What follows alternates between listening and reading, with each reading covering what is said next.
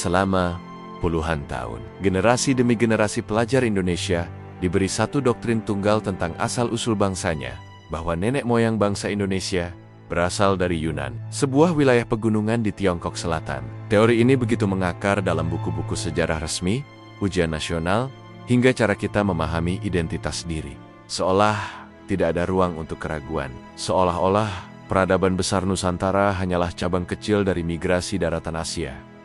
Tapi semakin kita menggali, semakin banyak yang terasa janggal. Mengapa wilayah kepulauan yang begitu luas, yang memiliki budaya maritim luar biasa, justru dianggap sebagai anak dari pegunungan yang asing? Mengapa narasi ini begitu kuat, meski bukti-bukti arkeologis, linguistik, bahkan genetika mulai berkata lain? Dan yang lebih mengganggu, siapa yang sebenarnya diuntungkan dengan terus diajarkannya teori Yunan? Untuk memahami ini, kita harus menelusuri sejarah pembentukan teori tersebut. Teori migrasi dari Yunan pertama kali dicetuskan oleh sejarawan Belanda bernama Harry K.J.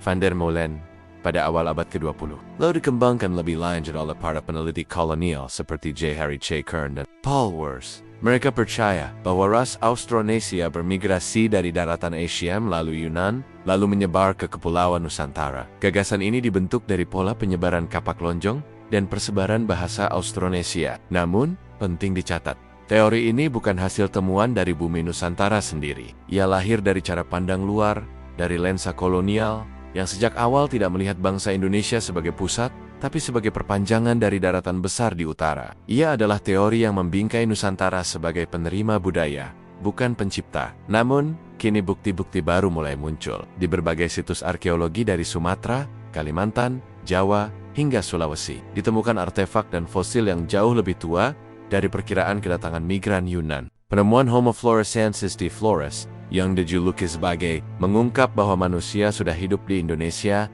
setidaknya sejak 700.000 tahun lalu. Temuan genetik menunjukkan bahwa populasi Austronesia memiliki variasi unik yang tidak bisa dijelaskan hanya dengan migrasi dari Yunan. Bahkan, penelitian terbaru dari Harvard, Nature, hingga Max Planck Institute mengindikasikan bahwa Asia Tenggara Maritim bukan Yunan adalah pusat awal penyebaran manusia modern di Asia. Artinya, kita bukan hasil migrasi dari utara, kita adalah akar. Lalu kenapa teori Yunan tetap diajarkan? Jawabannya mungkin tidak sepenuhnya ilmiah, melainkan politis. Dengan mempertahankan teori Yunan, bangsa Indonesia secara tak langsung diajarkan untuk melihat dirinya sebagai turunan, bukan sebagai pusat. Kita diajarkan untuk menoleh keluar, bukan menggali ke dalam. Ini selaras dengan narasi kolonial lama yang ingin mencabut rasa percaya diri bangsa jajahan terhadap masa lalunya. Bila bangsa Indonesia diyakinkan bahwa nenek moyangnya hanyalah migran, maka tidak ada kebanggaan sejarah lokal. Tidak ada warisan agung. Dan jika tidak ada warisan, maka mudah ditundukkan.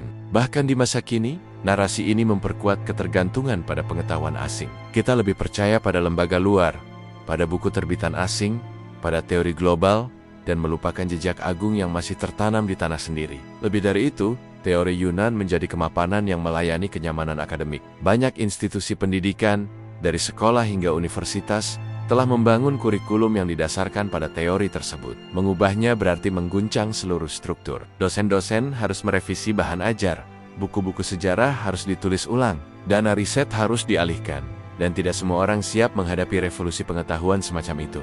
Maka lebih mudah mempertahankan status quo, lebih mudah mengabaikan bukti baru, dan tetap mengulang mantra lama, bahwa kita berasal dari Yunan, bahwa kita hanyalah bagian kecil dari arus besar migrasi manusia, meski fakta berkata sebaliknya. Tapi bahayanya, ketika sebuah bangsa percaya bahwa ia hanya hasil tempelan sejarah, maka ia tidak akan pernah berani bermimpi besar. Ia tidak akan percaya bahwa leluhurnya mampu membangun peradaban tinggi, teknologi, dan tatanan sosial kompleks, jauh sebelum bangsa lain bangkit. Ia akan terus memandang sejarahnya sendiri sebagai pinggiran. Dan inilah yang terjadi di Indonesia hari ini. Kita memiliki situs-situs megalitik yang luar biasa, Gunung Padang, Lebak Tibedag, Tutari, dan lainnya. Tapi semuanya sepi. Tak diperhatikan, tak masuk dalam narasi besar sejarah dunia. Sementara teori yang tidak lagi relevan, tetap diajarkan sebagai satu-satunya kebenaran. Padahal, jika kita berani membongkar semua ini, maka konsekuensinya bukan hanya ilmiah.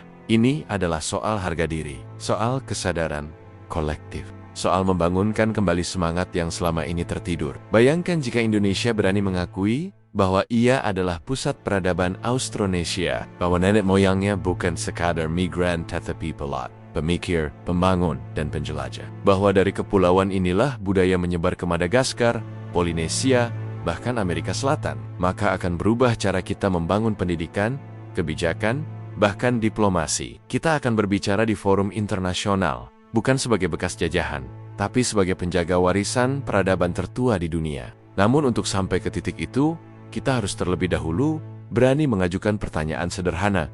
Mengapa kita masih mengajarkan teori Yunan? Dan siapa yang paling diuntungkan dari ketidaktahuan kita? Jawaban itu bisa membawa kita pada kebenaran yang jauh lebih besar, bahwa sejarah bangsa ini bukanlah cerita sisa dari daratan utara, tetapi bab utama dari kisah manusia modern. Dan sudah waktunya kita menulisnya sendiri. Di sebuah ruangan kelas di sekolah dasar, seorang guru menunjuk ke peta Asia dan berkata, "Anak-anak, nenek moyang kita datang dari Yunan, berjalan ribuan kilometer menuju kepulauan Indonesia." Anak-anak mengangguk. Tak satu pun dari mereka mempertanyakan asal mula cerita itu. Tak ada yang bertanya, "Lalu bagaimana dengan Gunung Padang? Bagaimana dengan lukisan purba di gua Sulawesi yang lebih tua dari peradaban Mesir? Bagaimana dengan kapal Borobudur yang mampu mengarungi samudra jauh sebelum bangsa Eropa mengenal arah angin?" Disinilah persoalan bermula, ketika sistem pendidikan tak lagi mengajarkan berpikir kritis, tapi hanya mengulang, maka generasi masa depan akan tumbuh tanpa keberanian bertanya.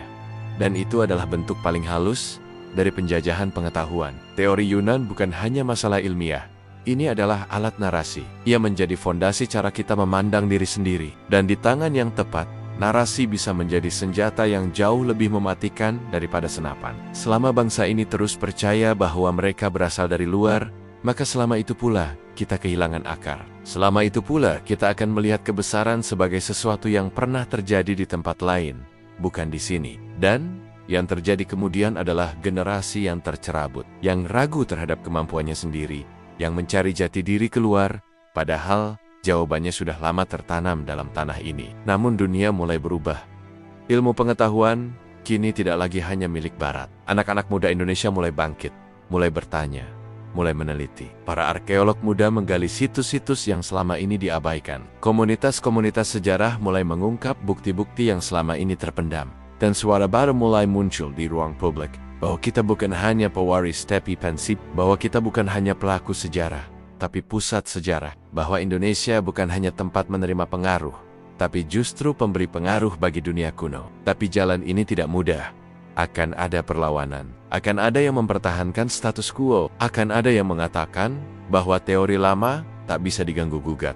Tapi sejarah tidak pernah final. Ia selalu bergerak, dan ketika fakta baru muncul, maka teori harus siap digeser. Kita tidak bisa terus mengurung diri dalam narasi yang dibuat di zaman kolonial. Sudah saatnya kita menulis ulang buku sejarah kita dengan keberanian, dengan bukti, dan dengan cinta pada bangsa ini. Karena pada akhirnya, pertanyaan besar itu akan terus menghantui. Siapa sebenarnya kita? Jika kita berasal dari Yunan, mengapa budaya maritim kita begitu kuat? Mengapa bahasa kita tersebar hingga ke Madagaskar dan Pulau Paskah? Mengapa nenek moyang kita meninggalkan jejak megalitik yang kompleks? Jawabannya mungkin sederhana.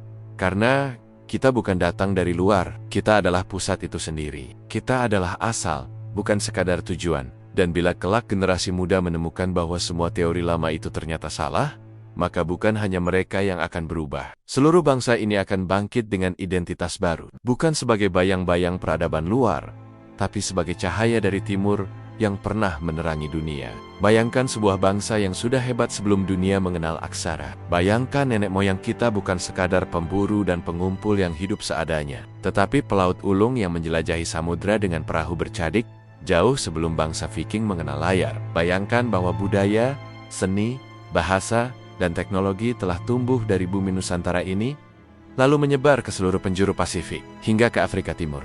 Tapi kemudian, semua itu dikubur. Bukan hanya oleh tanah dan waktu, tapi oleh narasi buatan yang bertahan, dari masa kolonial hingga era modern. Sebuah cerita yang menempatkan kita di pinggiran, bukan di pusat. Sebuah cerita yang diajarkan ulang setiap hari, di sekolah-sekolah, tanpa pernah dipertanyakan. Dan mungkin itulah luka terbesar kita sebagai bangsa.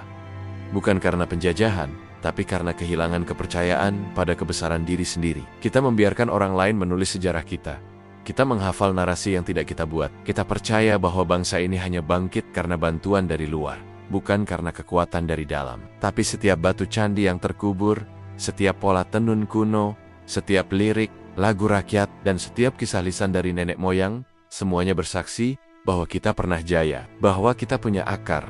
Dan akar itu lebih dalam dari apapun yang diajarkan di bangku sekolah. Kini, kita hidup di zaman ketika informasi bisa diakses bebas.